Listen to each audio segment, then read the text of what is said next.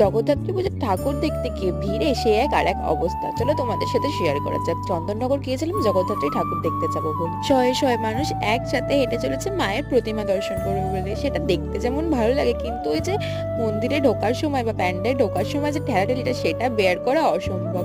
অতি কষ্টে মাকে দেখা আর মায়ের ছবি তোলা। যদিও মায়ের মূর্তিগুলো বড় বড়, দেখতে অসুবিধা কোনো কিছুই হয় না। আসলে মানুষ চন্দননগর আছে আলোর সাজ আর এই এত বড় বড় মায়ের মূর্তি দেখার জন্যই। যাই হোক, ঠেলে ঢুলে কতগুলো ঠাকুর দেখে এবার যাচ্ছি আমরা তেমাথা, মানে চন্দননগরের রানীমাকে দর্শন করতে। আর এই ঠাকুরটা দেখার জন্য সবাই বহু দূর দূর থেকে আসে। আর এই ঠাকুরের হাইটটাই হয় সব থেকে বড়।